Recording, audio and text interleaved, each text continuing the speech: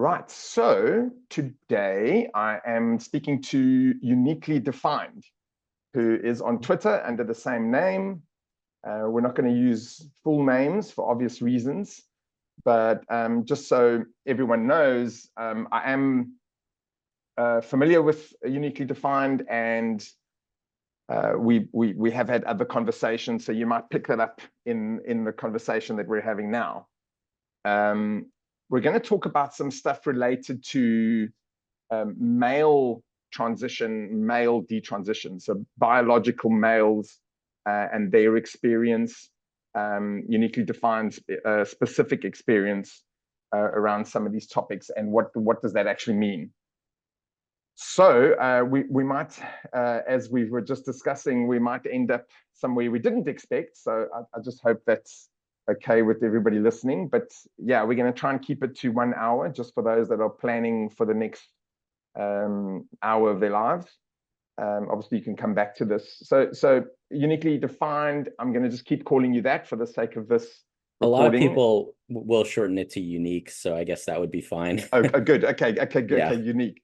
So obviously I know you as something else, but Sure. so Unique, just to be clear, this is for the 12th of March, Detrans Awareness Day 2024. And if I can just say, just 2 minutes, just if I can just say, I think what's happened is there's a lot of politics that's come into this issue. And, you know, on the one level, we engage with the politics because obviously that influences all of this. But on the other hand, the thing that kind of got me involved directly this year was the fact that I was worried that the victims of the medicalization of trans and of gender distressed people or gender dysphoric people or whatever we're going to call them. I mean, I'm not going to bicker about that, you know. The point being that I think it's scared a lot of detransitioners off because of the political atmosphere. If you just go on X or Twitter, you'll see that there's just everyone's slinging mud at everyone else, you know. So, well, you know what it is that a lot of people have their own agendas, and they've found this to be a strong way that they can shoehorn their own attitudes into this. You know, a lot of people will start with, oh, we've got to help these people. And also, wouldn't it be great if abortion didn't exist? Or like, you know, they've got a reason to latch on to this. And, you know, that happens with most political debates at some point, is that everything gets skewed. Really, I agree with what you were saying. The reason that I even spoke out about this in the first place is because for me, it's a medical problem. People's lives are being affected. They are victims. Right, they are. They're victims of a medical system that is not properly handling their care. And beyond that, I think everything else is you know, you can carry on a debate about these other things separately. I think this issue needs to be wrapped up. We need to make sure that people are getting proper medical care. Yeah. I want to just add, just because, and I think you know what I'm going to say, but the male issue, and I can see people muting and disconnecting and throwing their phones across the room already. So the male issue exists in many other arenas of the public discourse. Okay, the male psychology issue, the male suicide rate, male anorexia is very much ignored.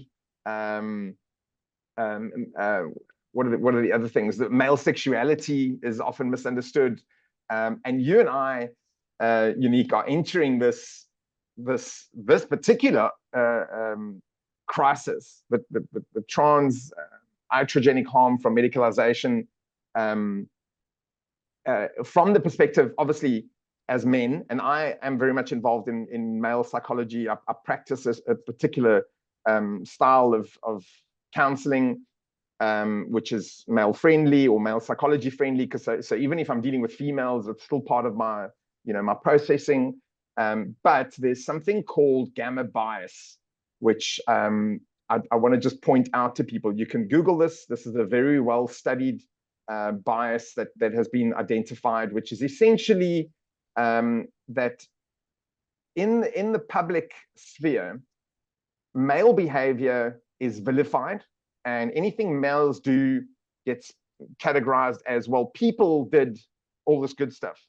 But when men do bad things, it's, men did XYZ. So it's a very public bias. It's something that's not isolated to certain individuals. So now how that translates is to this particular issue is that males who transition are automatically labeled, you name it, everything. And I know we're going to talk about that now. And then males who detransition usually are likewise, they're subject to the same bias. So basically, males can do no good ever, wherever they go. Just to obviously, there's certain people that are more aware of this and they work against it, obviously.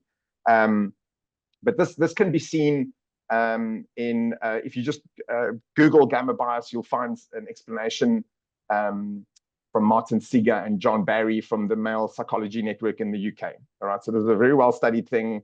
And I think for me, it certainly explains a lot of things that are happening. And I would just say that please refrain from criticizing what I've just said, unless you've actually gone and looked at the video and looked at the study that they did to identify this bias. If you don't agree with the study, that's fine. Then that's a different conversation. But for me, having worked in a crisis call center in South Africa for the year of 2022, part of 2021 and 2022, it was evident. It was immediately evident. Okay, and I don't want to criticize the people that I worked with because they didn't really realize what they were doing. But the fact is, when a male in distress comes up, he comes up through a call, or he comes up in a video, or he walks into the room even, our bias is to look for danger. What we go is, this man is going to be dangerous. So you saw that recently with the Samaritans advert that went around. A lot of people took that this is in the UK, by the way, Unique. Some people listening might know what I'm talking about, but basically it was an advert to encourage people to make small talk. And unfortunately, they chose a woman sitting alone at a train station bench talking to a man who looked, well, you see, this is where it's already the gamma bias comes in, because a lot of people say he looked disturbed. And what Samaritans was trying to predict was a man who looked sad. Those are two very different things. And even though Samaritans in this production, they made a point of putting a safety officer in the scene, in the clip, in broad daylight at a train station in England. This isn't on the frontiers of Sudan that we're talking about here, And all Samaritans were saying is a little bit of small talk could actually save someone's life. Because why? Because you're practicing humanity, all right? And anyway, I just wanted to introduce this particular recording with that idea, because this is where Unique, I know you probably haven't unpacked it in such detail, but I think this is where you and I connect, is that we understand that is what we and a lot of men are dealing with in the public discourse, as I said. So, well, I can tell you, comment on that. Yeah, I can tell you as a male detransitioner, and from what I hear from others, that one thing that we come up against immediately is that a large segment of the push against transition, or in the form that it is, the kind of medicalization that we have, is actually coming from radical feminist groups. And I actually, historically have generally supported feminism. What I've found is that many of these groups, however, it seems like there is a certain distrust that we immediately face. And I've described it before as, to them, we're like reformed offenders. Because they've got a narrative. I can't remember. I think it was Christina Buttons who talked about this a while back, and it really hit me that she had gotten what was going on. Their narrative is carefully crafted to make people who transition out to be essentially criminals. They're doing it for predatory reasons. The whole purpose is to take advantage of others and so on. The men right, do it for predatory. The women right. are victims of something else. Right, The right. women are always victims. The men Yeah, are predators, they're evil.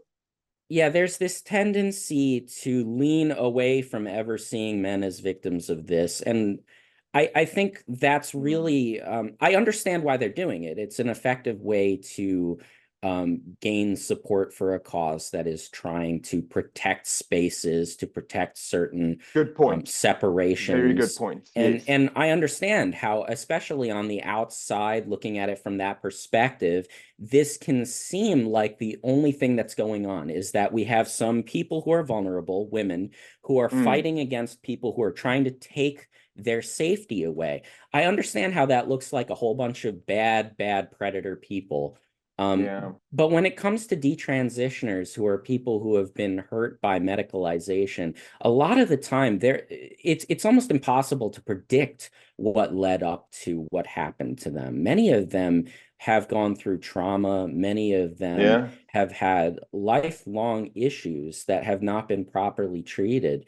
And that's where I really wish that we could talk about this as purely a medical issue, because Mm, men and women are being harmed by this. They're being yeah. victimized by this. And I Exactly. think the men part is getting dropped some of the time. So I Yeah. agree with that. I'm just gonna say, I didn't necessarily come here like I wanna like fight for men's rights as detransitioners, No, no, no. I know you didn't. but when you bring it up, I definitely agree with what you're saying, that men are definitely being left out of this in terms of being seen as victims of this. Well, I find, you see, the thing is, I find with a lot of men, the men are not aware. We have a very pragmatic approach in general, talking about men in general. Okay, obviously, I'm generalizing here, guys. Um, but we have a very pragmatic approach. So what we go is, well, we just need to focus on what needs to be done. Okay, and what we do is, often to our detriment, is we neglect what has been done that gets us to where we are now, that we have to find some new solutions. And that's what a lot of the work that I do with men or related to men is around that problem, is that, well, you can't understand what needs to be done if you don't understand how this actually happened in the first place. So the vilification of okay, I know now we're talking specifically about males who detransition, males who transition, and then males who detransition retain that same stigma that we just described. And then just from a technical point, Unique, I don't want to bore everybody, but for my own sake, I need to just include this idea that adverse childhood experiences is well studied, it's well understood. There's a defined list of adverse childhood experiences that we know have certain outcomes in adulthood, or certain challenges that will be created in adulthood. So we cannot talk about these things without acknowledging that there's already pre-existing psychology that explains many of these behaviors. The need to transition, the need to change one's identity, the need to escape responsibility, the need to escape masculinity, the need to escape femininity. Okay, we're going to, obviously in this session, we're going to focus on males and masculinity because we are two men talking about the issue. Okay, but obviously adverse childhood experiences affect girls possibly more than boys, but nevertheless it affects boys as well. And boys are going to carry that into adulthood, and they're going to develop addictions. They're going to develop they're going to want to transition. They're going to, like I had when I was younger, they're going to develop anorexia. Often doesn't even get mentioned in context of this particular issue. And I know there was a group of male detransitioners that I was dealing with a while ago, who all said that an eating disorder was in their lives before they transitioned. So that's an example of that. Often, not always, but sometimes anorexia comes from adverse childhood experiences as well. So I just want to say there's very well-known psychology behind what we're talking about today. But carry on, because I know there's some stuff that you wanted to get to today. Well, I think I'm going to crack the can open on the AGP thing right away, since we're kind of already getting into this area of men being vilified in the detrans community. And I want to say also, before I say that, it's not just detrans people. Many people who are transitioning they're us, right? They're us before we detransitioned. Yeah, And they're in exactly. positions where they're transitioning, and it's going to go very badly for them. And my heart goes out to them. The reason why I talk about this is because I don't want more people who have to go through what I went through. So You know, when Yeah. people say that people who transition or people who identify as trans are all really bad people, evil predators, I really think what you're doing is you're pushing them further into something where they're going to be self-harming, essentially. And furthermore, a lot of that Exactly. is going to bleed out. A lot of that self-harm is going to hurt people around them, people in their families and Yes. things like that. And that kind of thing, that collateral damage, when a person is experiencing perhaps mental health problems, things like that, needs greater supports, that's not like that person choosing to hurt others. That's that person having a crisis. Yes. Um, so, you know, I really think that this not only is detrans people, because I think there's this tendency when people hear detrans activism to go like, oh, these are the good ones, and the trans people, the transitioners, they're the bad ones. Not all of them. Ah, Really, not all of them. And I'm even willing to concede that there may be some people who actually are transsexual in some way that this may be good for them. I'm not going to talk about that too much because I tend mm, to not want to you know, after what happened to me, it's hard for me to relate to that or even believe that will always be the case. But I'm open to that being possible. yeah, yeah. Um, Yeah, I think and, there's a difference between having an open mind, which acknowledges that we don't know everything, and also knowing what you know. Absolutely. You know, you But can do both. But to get back to the AGP thing, I think one of the things that comes up in the discourse quite a lot when it comes to vilification is the concept that the usual motivation for transition for men is autogynephilia, the paraphilia or the fetish for viewing yourself as a woman or imagining yourself as a Yeah. woman. And I actually think that this is an element of what many people who are transitioning are experiencing. But what I think is being misunderstood is that there are degrees. So what I think is first important for people to get is that we're okay. First of all, there is an alternate version of this called autoandrophilia, which does Yeah. exist for women who are in the trans community. I'm going to tell you right now, I've been in the community. I know the detrans people. I'm not saying anyone specifically, but there are lots of people in and out of the trans community who are autoandrophilic women, Yeah. Yeah. right? I know. Um, I know. I've spoken to some of them. Yeah. it's not front and center, and there's a very good reason for that because there's a difference between male and female sexuality. When you are male, your sexuality is generally going to be front and center, especially when you were young, especially when you were going through that teen period or Yes. that puberty period.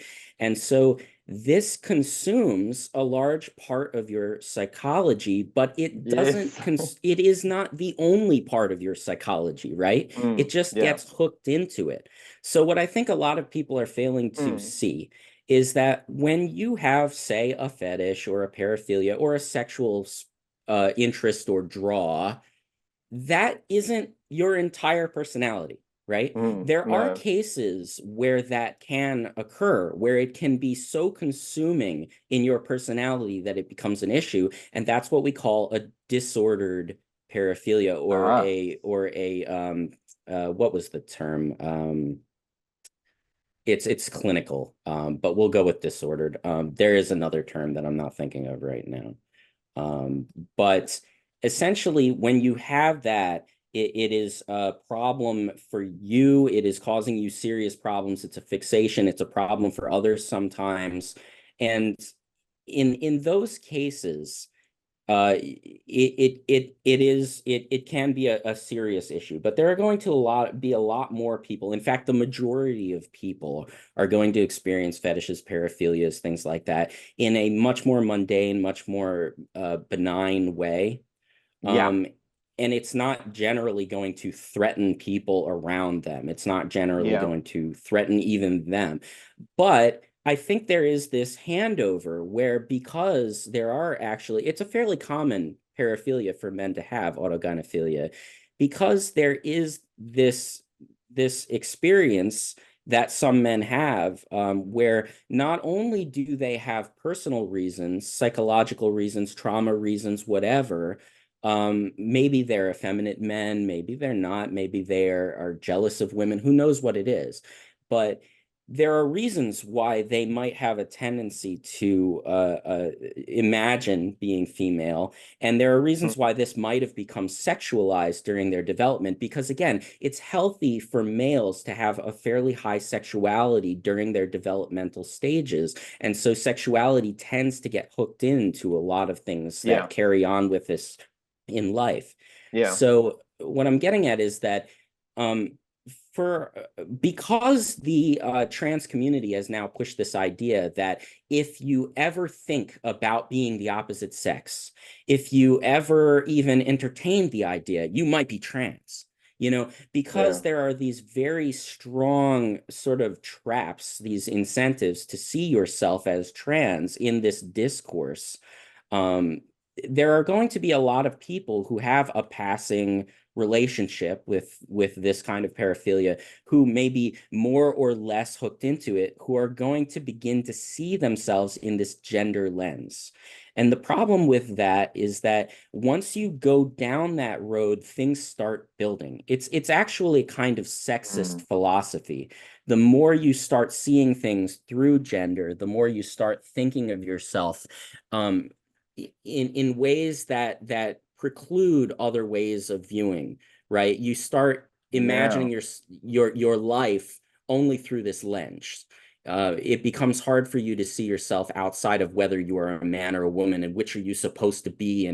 And I think that shouldn't be a big problem if it weren't for the medical aspect. The fact that some people they're going to experience this phase, they're going to get pulled into this rhetoric, they're going to play with it. That's what we do when we come in contact with a certain kind of philosophy that is interesting to us. We play with it. We put on identities just like children do. We act like we're the astronaut for a while to see if maybe we like that, you know.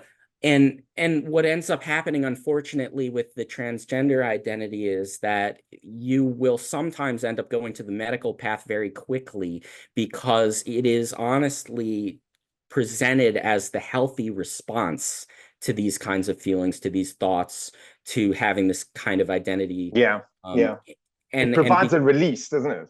Right. It's medically supported. It's supported by the community. It's seen as being the leftist and liberal thing to do, which is generally seen as the moral and correct action. So a lot of people, get pulled into transitioning before they even know what happened.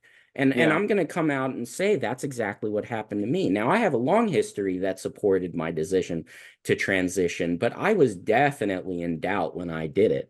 And it was definitely a snap decision for me. And I think I know it's been a snap decision for other people who are trans or detrans.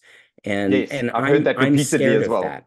I'm scared of that because I suffered and am still suffering as a result of that decision. And I don't want that to happen to others. And I don't think that's an evil thing. When people say that we're transphobic for saying things like this, I'm trying to protect my people. I'm trying to help my people. Yes, I don't see exactly. how that's ever wrong. Exactly. I completely agree with you. So sorry, if I could just say, I'm glad you got to this point, because this has been something that's been burning me the last few weeks. The idea that because I work with detransitioners, I must be a transphobe. I mean, please explain the logic to me. So someone who clearly I choose to work with detransitioners and trans people. I've got other trans people that I deal with as well. But some people see the fact that I work with detransitioners as I must be transphobic. Okay. Well, it would be a very strange way of practicing transphobia to deal with a lot of people that were trans. Okay. Yeah, and that are still dealing with their trans identity. Yeah, I want to add something to that. We are 100%. So, okay, I have to be very careful with how I phrase this, because this is a sticky, there's a lot to this. But we are essentially trans people, right? We had that experience. We had the whole background. Many of us, for all our lives, we've been dealing with gender issues. We are essentially part of that community. We are not the same in the sense that we have taken a different path now, and that we definitely have developed different views now as a result of the experiences that we've had. But we essentially come from the same place, is what I'm trying to say. I agree. Yeah. Yeah. Like, you can't say that the detrans and trans community are the same, but you can definitely say that we are the same sort of people, in the sense that we have the same sorts of backgrounds. We have the same sorts of issues. You know, there's this tendency, especially in the trans community, to sort of disavow us by saying that we were never trans. And I very strongly push Yeah. against that, because first of all, that's making a lot of assumptions about what it means to be trans, right? Like, this is some kind of essentialist thing that you, Yeah. like, in your very DNA is coded or something. There's no proof of that. That is entirely a philosophical Exactly. determination on their Yeah. part, if that is what they believe. And it's not even what is believed by every trans person. I would argue it's not even the most common belief in the trans community in general. So, you know, when they say we were never trans, I challenge them to explain what they mean by that, because we usually went through those experiences. We have genuine trans experiences. So Let why me were we see. never trans? Let me see if I can join you in the mud here. Yeah. Unique. Sure. And I know we like doing this, but I discussed. You've just reminded me about something that I discussed with Laura Becker um, long ago. We might have done it off the recording, but I think it might be in the Trans Psyche podcast that I did with Laura. But we discussed. I said, to me, and this was 3 years ago. You know, to me, trans is transition. Okay, but from a psychology perspective, and as a 50-year-old man, okay, let me tell you, transition is normal. Transition is actually life. Okay, so we need to redefine, or it's not even redefine, it's revive the idea of what life is actually. Okay, and to me, life is very much about transition. So when someone says to me they're trans, I'm like, oh, okay, cool. That's literally my reaction. Okay, you're transitioning. What are you transitioning to? What I don't agree with, obviously, is transitioning into a patient for life. Right. Because I don't agree, by the way, I don't agree with ADHD people being transitioned to patients for life, okay, or depressed people, or any medicalization that is unnecessary, because it's obvious now. I'm very lucky that I came into psychology in midlife. So what happened was I came into psychology with all my own personal experiences as well. My mother was in a mental institution for many years. I watched it in the rest of my family, very aware of mental health in general. But what I saw was medicalization is a catastrophe, and the research proves this. So trans, as a political identity related to sexual transition, is just one aspect of this bigger problem. So when people say to me, I'm trans, as I say, I go, okay, cool, fine. Yeah. Let's talk about it. Let's figure out what you're actually doing. Yeah, and it's strange to me that this is not something that has been picked up on the left, because I'm a leftist. I come from the leftist community. Yeah. I've done all of that. I've done all of that supporting, and I've been part of the protests, and I'm part of that culture, or at least I certainly used to be. I feel like I've been pushed out now because of this issue, but it's But you still amazing. have very lefty ideas. I know we've spoken about this before as well. Absolutely. It's amazing to me that they haven't caught on to this issue, because, there are often so many overlaps. They generally agree that medicalization is often bad for people. For instance, Yeah, with mental illness, there's the push among us for that's true. neurodivergence. I'm an autistic person, and I believe in the concept of neurodivergence over automatically seeing somebody as mentally ill. Yeah, And considering that, you'd think that there would be more support for the idea that people aren't necessarily always best to boil down to one category, that we really need to understand people as complex individuals. And yeah, so when you have a medicalization that is one size fits all, that is simply treating everybody the same way every time, because that's what affirmation care is. It's you always get the same exactly. treatment every time, regardless of Exactly. who you are, without even knowing you. That's what happened to Exactly. me. Um, you know, it's very obvious to me, and it even makes sense given how the medical community treats us, that there's this tendency to look at anyone who's trans identifying or experiencing any kind of gender issues as just always in the same type category, when I think many of us, it's like you said, life is a perpetual transition. Many of us are going through our own kinds of transitions in life. We're going through our own kinds of things, our I should experiences, hope so. moving toward being the people that we are growing into. And that's not Yeah. always going to look the same. That's not always going to require It's not the always going to same be kind of pretty. medicalization. Yeah. Yeah, I think it's amazing that we lock people into one state by changing their bodies, Exactly. when in fact there's so much going on. They're coming from so many different places and they're going to different places. That's why I'm not comfortable with this term gender dysphoria. 100%. Because gender dysphoria is this nebulous idea. Nobody can really define exactly what it is. Yeah. Gender dysphoria is so confusing for people. It's very much like when you go and you tell somebody they have a psychological condition and they get so involved in this idea that they have this psychological condition and they need to fix it, and they stop seeing themselves. They stop seeing the person that they are. Exactly. And Yeah. I feel like gender dysphoria, I know gender dysphoria is doing this to people because I basically do unpaid counseling for a lot of people who are questioning their transitions or who are detransitioning. And many of them are just locked into this idea of gender dysphoria. And when you ask them what it actually is, they don't know. Exactly. It means But that's by something's wrong design. with them. You see, we have to acknowledge that that's deliberate. They deliberately, I mean, we don't want to get too technical, but this goes back to the last DSM-5 modifications that people criticized it, people warned that this was going to happen. And that's now, I think it's 13 years ago. I can't remember the exact dates. But there are letters where people warned that this was going to happen.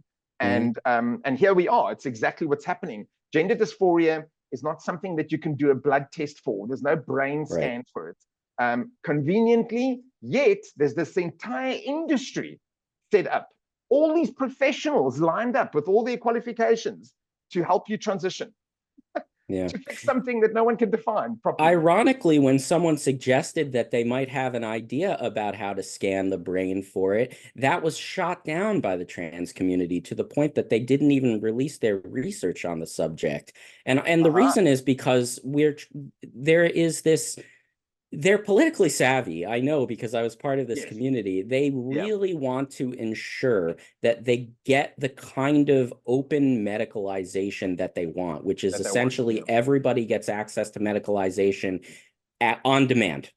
And I used to, believe it or not, I used to agree with that, but I completely disagree now because I've experienced what happens when you go through that. And I've met other people who experience what happens. You know, maybe somebody gets away with it, but somebody else doesn't. And that's not acceptable to me. I think we can be much more adult about that. We can take care of the people who need help, and we can take care of the people who don't by not giving them things that they shouldn't be getting. But they don't actually need. Really, the reason that they're not into the idea of like a positive test for gender dysphoria is because they want to maintain this Schrodinger's trans idea that some people are trans because they just want to be, and other people are trans because it's a medical condition. And there's definitely no interaction between that would contradict. That's true. That's true. Again, yeah. But you did bring up autogynephilia. So as much as I loath to go into these waters, I know you had some stuff you wanted to say. Because you generally get torn apart the second you bring it up. Exactly. Well, maybe let me kick off. Okay, I wrote about this. If nobody's read, if the people listening haven't read it, it's on psychreg.org. It's part of my profile. I'm not ashamed of it. There's some things that I said about my private life, about my years as an anorexic. I'm very happy with that. Some people seem to think that I'm supposed to be ashamed, that's common knowledge. Well, I did write it and publish it. Now that's supposed to make me feel embarrassed. But just to be clear, like I didn't say that I was autogynephilic, but I did explain some things that happen when you're anorexic, which is a body dysmorphia. Okay, and again, with a lot of the men who transition, and eating disorder is a precursor, And in my experience, dealing with male detransitioners and male trans people that I've spoken to, that I've counseled, body dysmorphia is very much part of the problem. Okay, so so I understood that when I started having these conversations, it occurred to me that, oh, that's what they're talking about. Because obviously in my day, 30 years ago, the language was different, you know.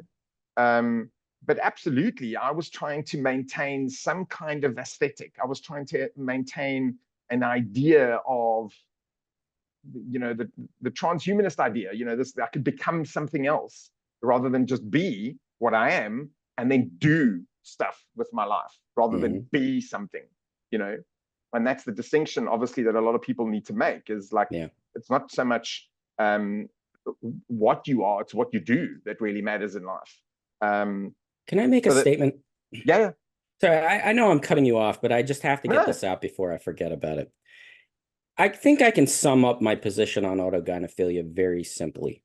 And that is that, so I'm a person who identifies with autogynephilia. I definitely think that I have a very mild, very benign form of it, which essentially means that sometimes I fantasize about being female.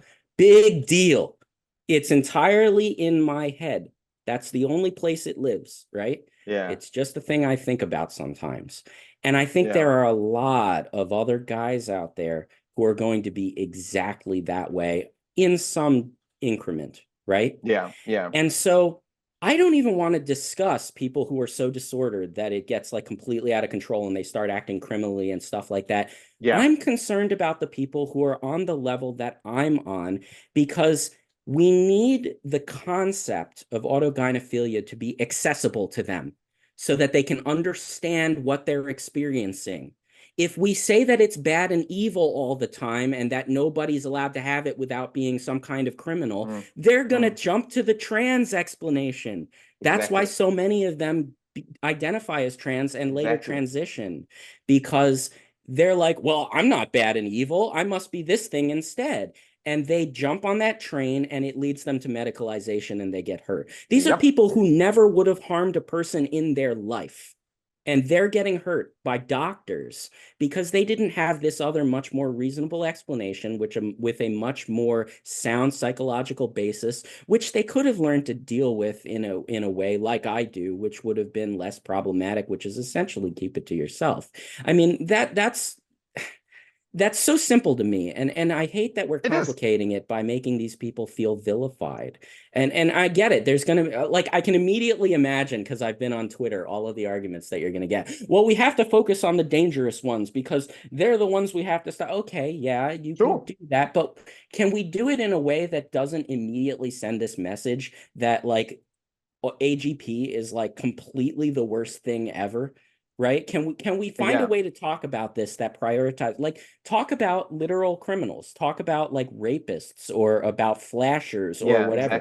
Say that that's your problem. If you say AGP, then there's going to be this, like, and everybody wants to say that you can't have AGP when you're a teen. I did when I was like 16, 15, because that's when you develop these experiences. I've never heard that before. Yeah, no, absolutely. You can have, in fact, that's... No, you wouldn't believe how many people say that. They're like, oh, that's pedophilic to say that teenagers have sexual feelings. Every teenager experiences sexual feelings. I'm sorry. That's when you develop fetishes, usually. And so, like, if say, you know, everybody's worried, let's protect the children. Okay, what about the child who's, like, say, even 17, right? Bordering on 18. He's 17 and he's experiencing autogynephilic thoughts, not criminal, not disordered. He's occasionally imagining that he's female, maybe in sexual context, maybe not, because it's going to cross over. Sometimes it's going to be sexual, sometimes it's going to be not, because sexuality isn't our entire personality. It's just a piece of it. But sometimes it's sexual for him, right? So now he needs an explanation for what he's experiencing. Is he trans or is it something else? Well, what's the alternative? It's autogynephilia. But if he hears that that makes him an evil predator, he's going to jump into the trans explanation. It's going to drive him somewhere else. Guess where he goes next? Down to the gender clinic to get hormones. Exactly, because now you have to validate your autogynephilia. It's like the internalized homophobia as well. It operates the same way. But I want to point out, right in the beginning of this recording, what I said was, you see, AGP is associated to men, to males. Okay. If something is associated, I mean, I don't really know how much they're talking about it, but the autoandrophilia in the female population, as far as I've heard, is hardly discussed at all. Right. Because it's just leave it there. Okay. Right. But instead, what's happened is some researchers did papers on autogynephilia. They identified it. As far as I know, they didn't say autogynephilic people are psychopaths. They didn't say that. Okay. Right. They said this appears in a certain population. All right. Right. Psychopathy is you can be autogynephilic and psychopath. Okay. Right. But not all autogynephiles are psychopaths. Right. I mean, this shouldn't be complicated. For some, it's a comorbidity, and what you're bringing up is very important, because there is some discourse that's occurred where people have talked about how there is research that says autogynephilia often coincides with antisocial personality disorder, which is essentially psychopathy. Sure. And I concede that research exists, but what people don't understand about it is that is research of people who are disordered. They're in a clinical setting and they're experiencing autogynephilia, which is of the disordered level. It is interfering with their lives. It is interfering possibly with the lives of others. To be classified disordered in that way, you would have to have certain elements of antisocial personality. Some of those characteristic traits would have to occur. And if you have enough of them, you would be, guess what, both AGP and antisocial personality. Yeah. Yeah. So that's why they're finding that link, because they're not going out and investigating the people who are non-disordered, who are benign, because they don't care about that population. That population does not have any consequence to a psychological researcher. That population does not have a mental illness. For you to be characterized as having a mental illness, it would have to actually be disordered. It would have to actually have these traits that interfere in your life, right? Yeah. And so, yes, like there is a link found among disordered populations, but we shouldn't be bashing that over the heads of people who are not disordered and experiencing paraphilia. Paraphilia is so common among people. It is something that a vast amount of people experience to some degree. It doesn't have to be blown out of proportion. In fact, many people are going to experience it about very mundane things like breasts. You know, a person could be very fixated on breasts. That could qualify as a paraphilia. It's a fixation. But we don't, worry about that because we don't consider it a mental illness, and it's not. And there are versions of AGP that are also not a mental illness. And I think that by vilifying that, we are not leaving room for those people to grow into individuals who don't buy into the trans explanation. And I'm not saying that that is automatically bad. What I think is bad is when it leads to medicalization that is going to hurt them. And I think many times it will, when this is the basis that they're coming from, because you've got to remember that aside from being sexual, this is also often coming out of trauma or difficult experiences one has had. It's often coming out of a background of difficulty with gender, either presentation or gender experience. There may be feelings of, there may be internalized misandry where the person essentially feels that they are worse for being male than being female. A lot of the time, that sort of thing proceeds and involves in the development of a paraphilia. And that does not necessarily mean it will be disordered. We have to stop pathologizing people. We have this tendency to think that anyone who has a different kind of psychology than us is automatically psychopathic, because that's the most extreme version of difference that we can imagine. And it's also the scariest one. And when somebody's different, it's easy to jump to the scariest version of different and say, that's what they must be like. Ooh, no, and I really, really think we need to stop pathologizing so deeply, because honestly, you can even see how that ties into the sort of crisis we have with too many people thinking they're trans when that is not the right thing for them, is that they're getting fixated on pathologizing themselves, and others are getting involved in pathologizing them too. Yeah. It's interesting, talking about these things, from a therapy perspective, we look out for things that are obviously distractions in someone's behavior. So coping mechanisms, whatever you want to call them, okay? But from a psychological perspective, The kind of thing that you're describing now is, okay, someone has, let's just summarize, okay, someone's young, they're 17 years old, they have this, their sexuality is kind of cycling through their ideas, okay? Because obviously you're 17, you don't know what your thing is, you know, and even quite frankly, again, these things are all in transition. Your thing when you're 50 is going to be different to the thing when you were 17. When you're 17, you don't know what your thing is. So you're cycling through the things that you're exposed to. And what are they exposed to? All together now, porn. Sure. Okay.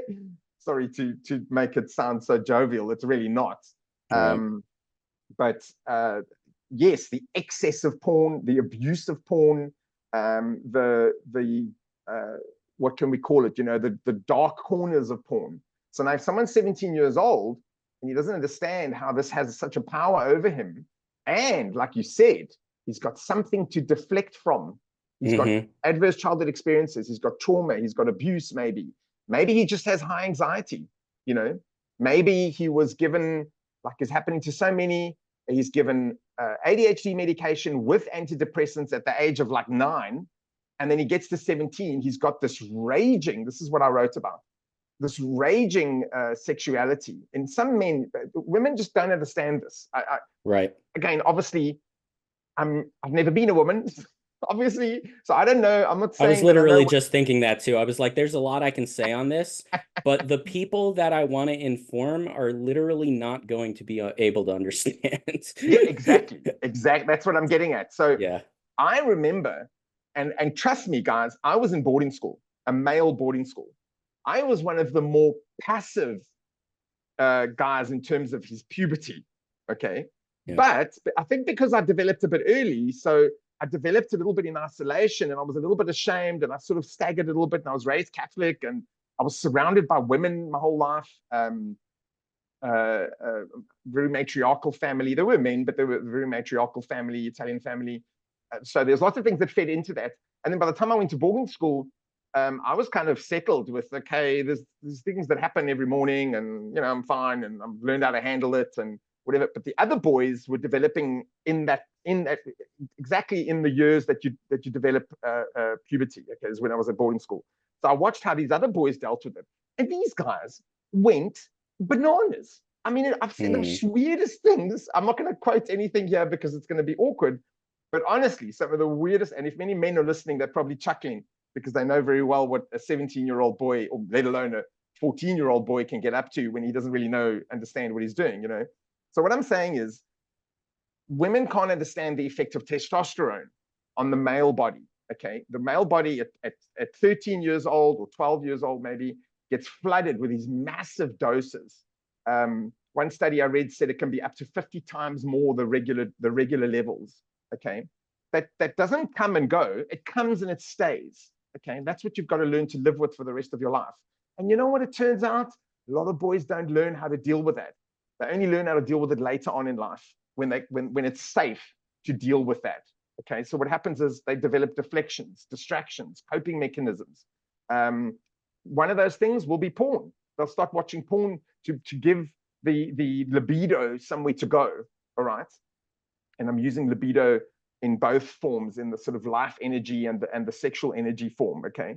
But again, the power of this will be very hard for a woman to understand. Obviously, I do understand that the changes in a female's body during puberty are very dramatic as well.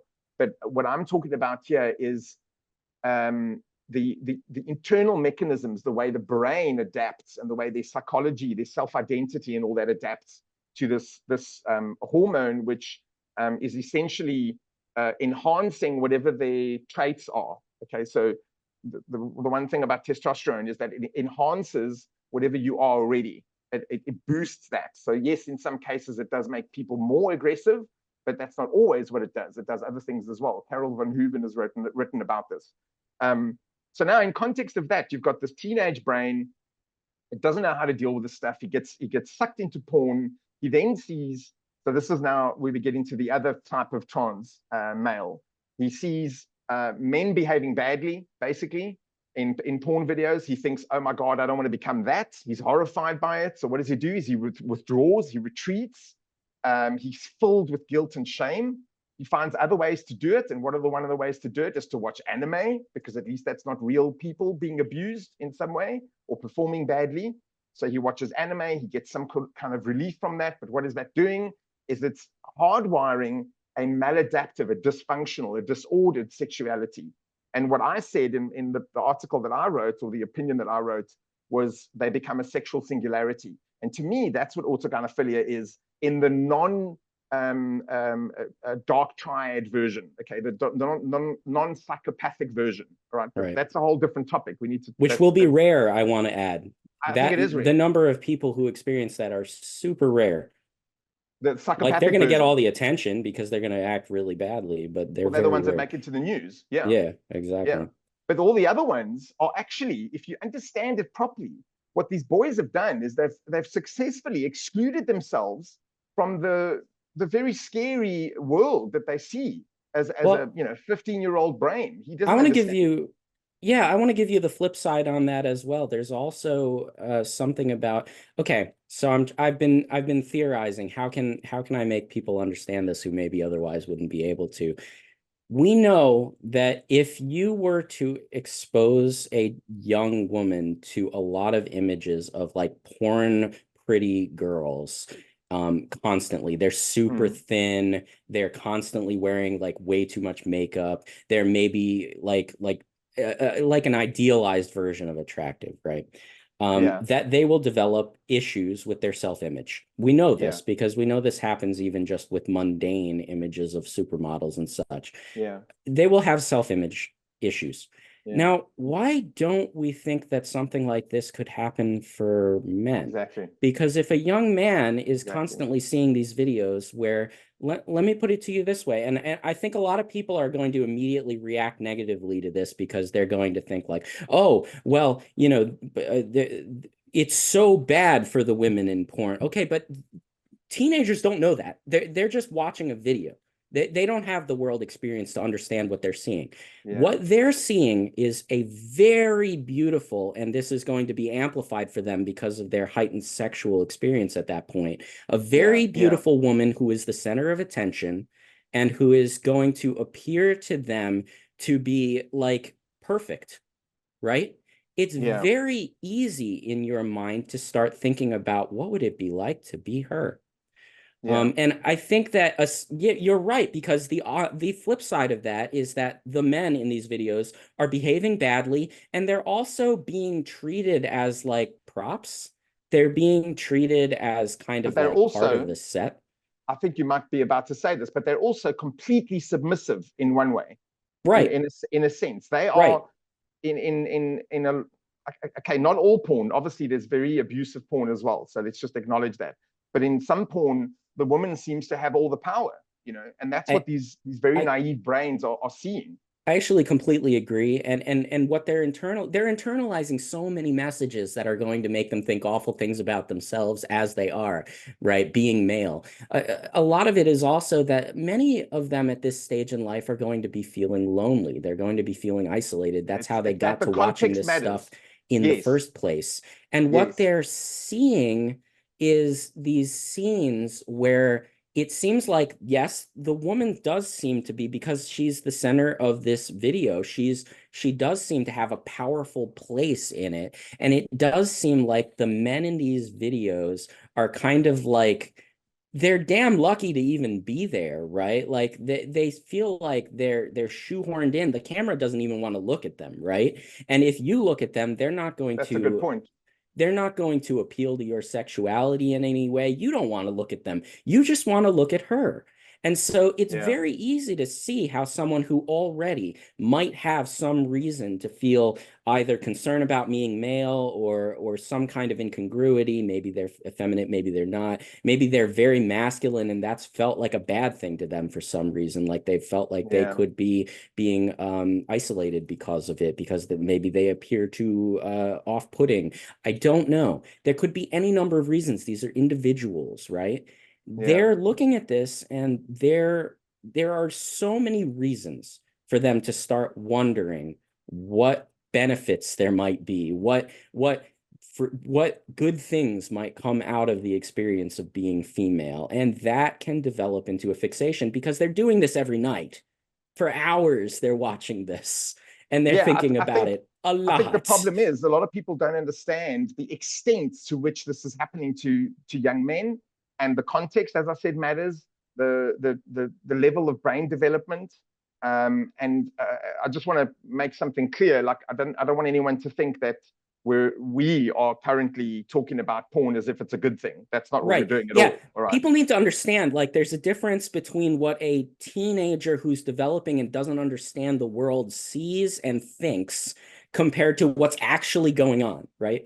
We understand that this stuff is bad. It's especially bad for the women involved. And that's not like that's not what we're talking about. What I'm talking about is the way that the boy is being affected. And somebody may want to say, well, let's not worry about him. Let's worry about these other issues. Okay, you can worry about those issues, but I'd like to make some room to worry about the boy. Exactly. Because I think that we should consider boys to be vulnerable individuals. I think that they deserve some concern. I think let me give some like meat to that. Okay, you said let's worry about the boy, let's worry about the vulnerable individual, along with other issues. Sure. Obviously the women in porn are being dehumanized as well. Sure. You know? But it's like a bomb going off. Exactly. That's the thing is in that whole circle of relationships, everyone is being dehumanized. The only person that's gaining is the guy that owns shares in the porn company. Sure. You know? Which again goes right back to me being a leftist. Like, I don't see why the left is not catching on to these issues. I'm sorry, but continue. Exactly. I have the same frustration, exactly. But just to bring it back to just zoom out a little bit, you know, Gen Z in general has a problem with very high IQ, which is a consequence of the Flynn effect, the generational increase in IQ. I'm speaking very broadly, obviously, but a lot of the people that transition are part of that category, part of that cohort in Western culture that have the benefit of the Flynn effect, very high IQ, often higher than their parents, literally, but they don't have wisdom. They don't have emotional intelligence. And in that environment, that's why we talk about the gap very often. You know, I talk about bridging the gap, because you've got this environment where you've got kids that benefited from all the previous generations with this very high IQ, but actually we've stunted their emotional development. We've stripped away the rites of passage, you know, the rituals that we would have had in previous versions of our different cultures. All the different cultures had rites of passage, especially for males. And males, it turns out, need that. And I personally believe that a lot of what transitioning is, general transitioning in life, is about us choosing and overcoming the rites of passage that we choose, that we want, that we actually need. You know, because it's very well known in psychology that you need to be challenged to grow. This isn't controversial, you know. Right. But Unique, let's see if we can wrap it up. And I know we went into pretty deep waters there, but I think there were certain points that we wanted to make. And maybe is there something you want to finish off with? No, I mean, if you have any further questions, you know, I had intended to talk more about my own personal story, but I think if anybody wants to find me on Twitter, they can read my pinned tweet, and that'll pretty much explain it. Exactly. Yeah. Look, these things always. This recording was done specifically for Detrans Awareness Day, 12th of March. We can certainly think about doing another recording where we release it at a later stage. Yeah, I should add that I'm not really very active there anymore. I think that the discourse has become so toxic that it doesn't seem worth involving in. So probably that's not a great way to contact me anymore. But, you know, my pinned tweets are still there, at least. Yeah, well, there you go. Then in that case, I think we should do another recording. So whoever's listening and whoever thinks this was interesting and at least starts to approach the issues that we need to be talking about, especially from the male trans and detrans perspective. For me, it's ultimately about male mental health, because the males transitioning is just one part of the crisis with boys. there's a general crisis with boys, which we've known about for 20, 30 years already anyway. So that's the last, but I mean, I do have lots of questions for Unique, you know that. So let's see if we can plan another session, and we'll let people know through GenSpect at least. Sure. Cool. Thank you so much. Thank you.